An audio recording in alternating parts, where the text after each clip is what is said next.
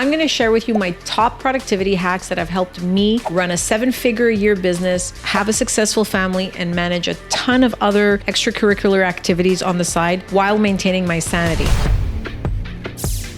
My name is Maria Sparagas, and I am the founder of DirectPayNet, where we help thousands of 7- and 8-figure merchants find the optimal solutions for their payment processing. I'm going to tell you a little bit about the things that I do on a daily basis that help my productivity, help me save time, and really help me juggle a whole bunch of stuff.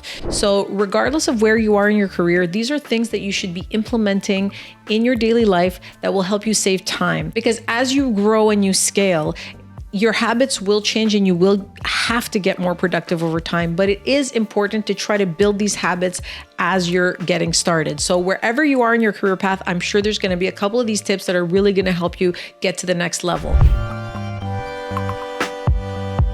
One of my favorite tips is really very, very simple. Doesn't really take very much time to implement this, but if something takes me less than 5 minutes, I usually do it immediately. I'm on it.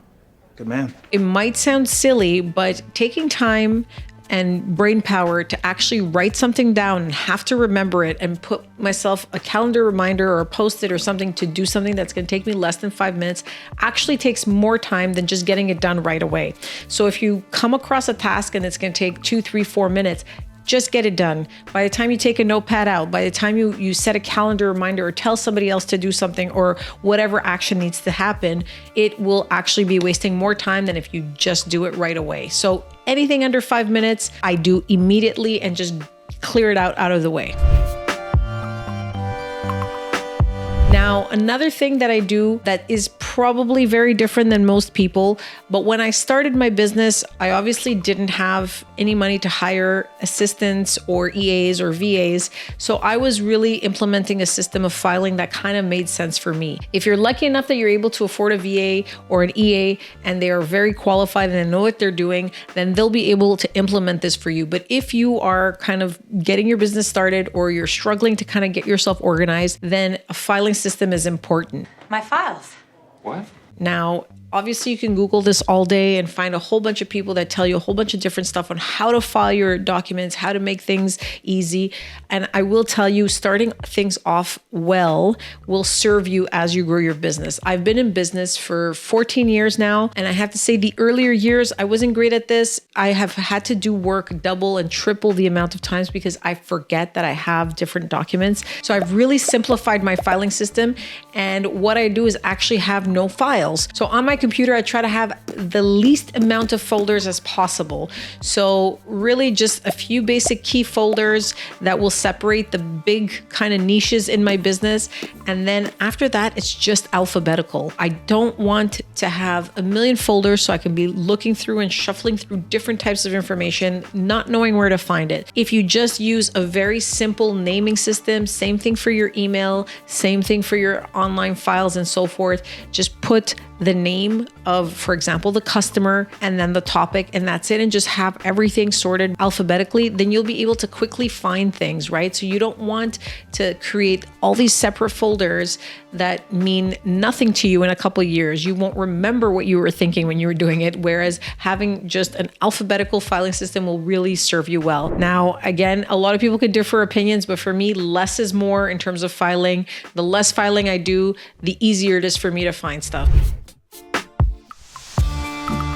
Now, another thing that comes to mind, and obviously as AI and as tools get more refined and we have access to more things, sometimes it can get super overwhelming because there's just too many tools, right? It's hard to know what to use, what not to use, and so forth. But my advice is really automate as much as you can. If there's emails that can be filtered directly for you, if there's autoresponders that you can send, if there's tasks that can be done without your intervention, then do it. So what I would suggest is literally list out kind of the big things that you do on a daily basis, and then try to get some help from somebody that you work with or a friend or somebody who's really good at organizing to see how you can get things done faster or how you can automate. Solution is automation.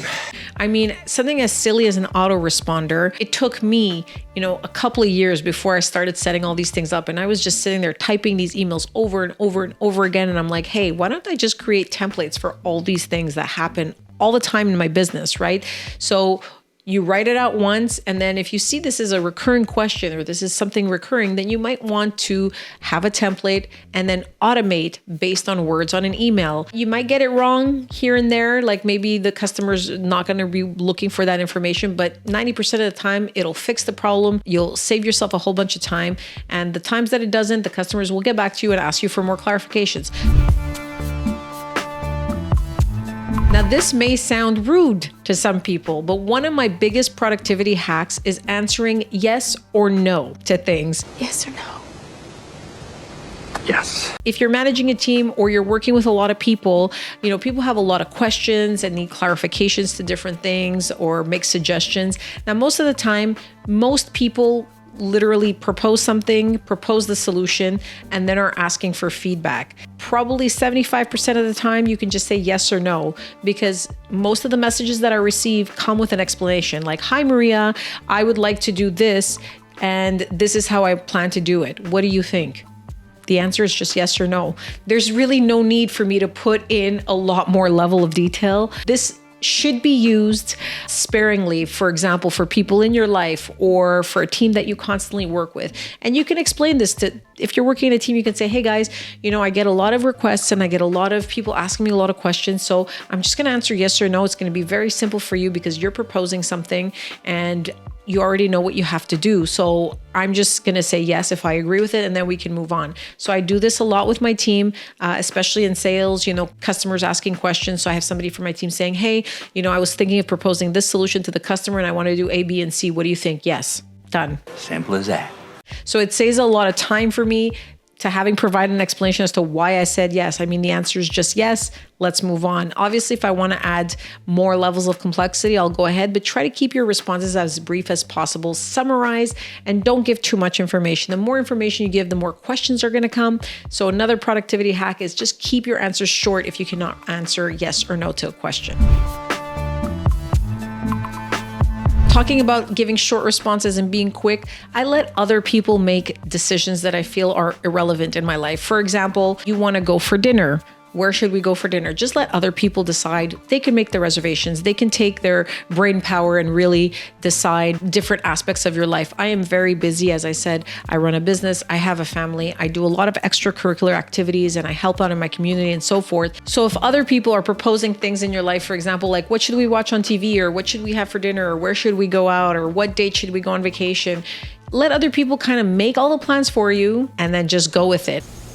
It's your call. And if you can't make it, again, use my tip above, which is just say, "No, I can't make it. Can we do something else?" That's it, right? So letting other people make decisions for you is very difficult at the beginning. I am somewhat of a control freak, and I think most entrepreneurs or people who work for themselves are, but the freedom that comes from letting other people make decisions is actually huge. And I love this point. Oftentimes, I am surprised by the good decisions that other people make and the good suggestions that I get by letting other people make these decisions. The more you give people responsibility in your team, in your life, the more they'll step up and the more time that you're going to save in your life. So keep that in mind. Now, I hope these tips were helpful for you. I know that everybody has different tips that they use, and these are some pretty basic things, but I felt the need to explain these to you because these have helped me create a successful business and create a successful life with a lot less stress. So I hope you follow a couple of these tips. And if they have helped you, or if you have any